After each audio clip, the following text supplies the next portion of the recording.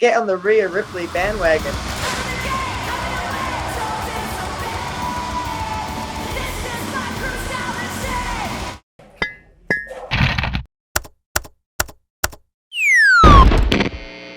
I'm going to give you some scenarios, and then you're going to pick a WWE superstar, whether it be Raw, SmackDown, or someone from NXT. Okay. All right. So I'll start off with a good one. I feel like this will be a good one for you.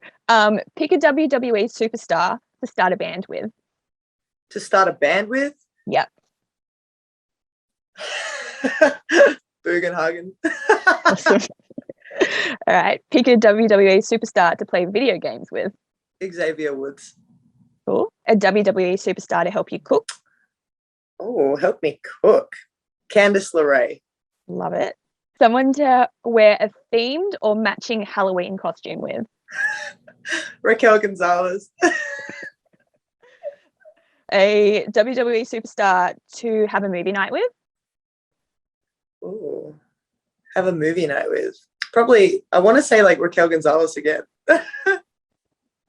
She's my girl. Like, yeah, you two would get up to heaps of fun. We do and every then time. Someone to spend a day at the theme park with. Day at the theme park with. Who would be so over the top that I could go to the theme park with? Probably R-Truth. Love it. 2021 has been such a massive year for you. So I thought maybe you could just briefly take us through like 5 big moments and why they were so special for you. Oh, man. I don't even know where the year started, the year ended. I don't know anything. I guess like from NXT, I moved to Raw, waited around for a little while, and then I made my debut on Raw, challenging Asuka for the Raw Women's Championship at WrestleMania. I took my shot and it paid off. She accepted. So I got my golden ticket to WrestleMania. So I faced Asuka at WrestleMania and I won. I won the Raw Women's Champion for the first time for me, which was absolutely wild. The crowd were just so cool and just so loud. And it was real nice to have fans in attendance again after being in the Thunderdome and not having the people there in attendance, just having the screens, which was wild in itself. And then went back and forth to Asuka for a little bit. Charlotte came into the mix again, of course, because Charlotte and I were just feuding for the rest of our lives. That's just how it goes. We're going to be enemies forever. I don't think we're ever going to get along. So then we went to, correct me if I'm wrong, it's been a long year. But we went to Hell in a Cell,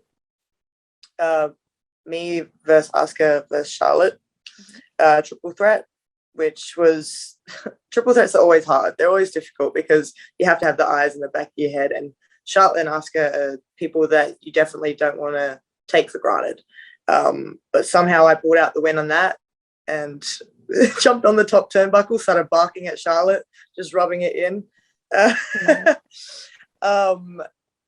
And yeah, I mean, I've just been going on a smooth roll from there. I had a match with Charlotte, beat her again. Might have been by a DQ, but you know, things happen.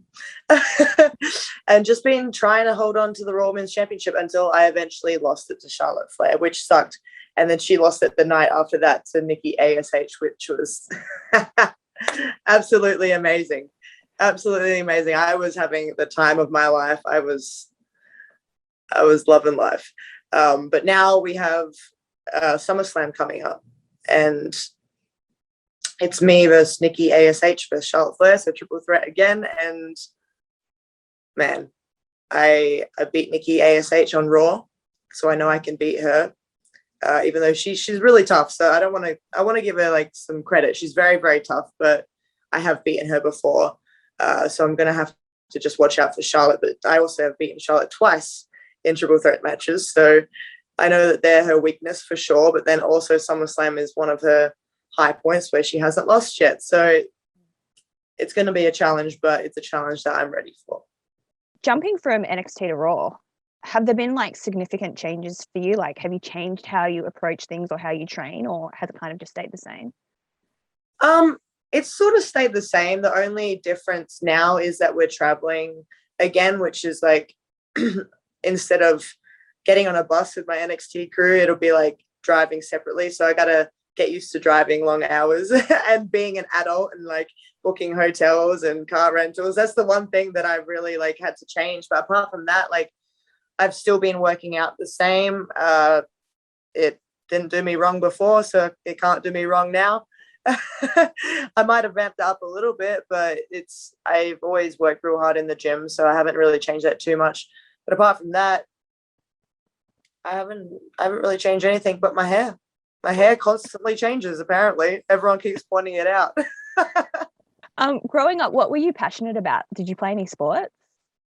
Yeah, I played every single sport that I could when I was younger. I would do Friday afternoon sport with my school just to get out of class. Like I would do every single sport.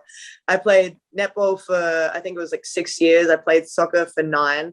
I loved soccer so much. It was one of my main passions, and I probably could have like kept going with it, but I chose wrestling instead. So wrestling turned into my number one passion and my number one goal, to see how far I could get in it. And it paid off because I'm over here in America. For sure. Again, like a championship. I've done some pretty cool things. So Halloween is not too far off. Were you the type Can't of kid? Were you the type of kid that dressed up? Yeah. Yeah. And it sucks because in Australia we don't do Halloween. So like me and like a few of our friends, we would dress up and we'd go trick-or-treating, and we get people yelling at us to get off their front lawn, or we'd get like an apple or maybe like just like scrap change. Like I had this one lady, we knocked on her door and she was like, "Oh, I'm so sorry, I don't have anything. I didn't buy any candy. I didn't think people would knock on my door." So she gave us an apple, a bag of chips, and $5. What did you dress up as?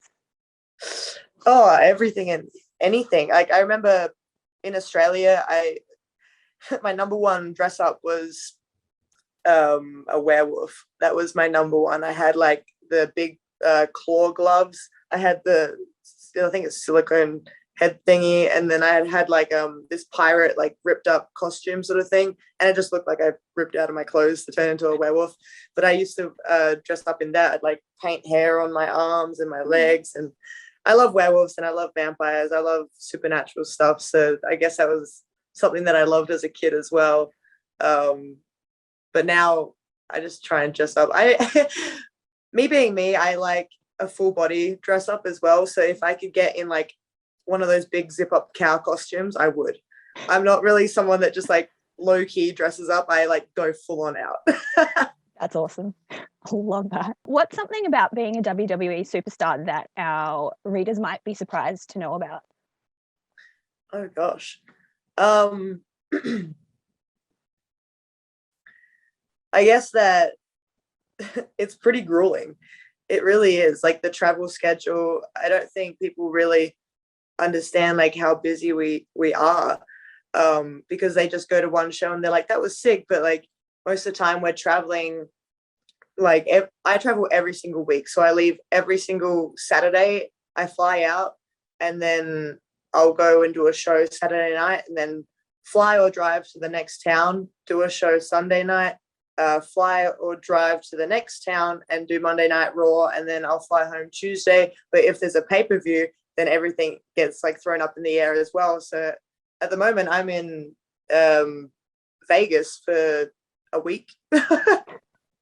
After just traveling, like I just did 3 shows in a row and then came to Vegas, and then we'll have the pay-per-view, then I'll have Monday Night Raw, and then I'll have another show, and then I get to go home. So like just like how grueling the travel schedule is, like it's really, really intense, but we love every second of it because it means that we get to put on a fantastic show, and we love performing in front of the crowd, and we love getting that feedback from them. So it's all worth it.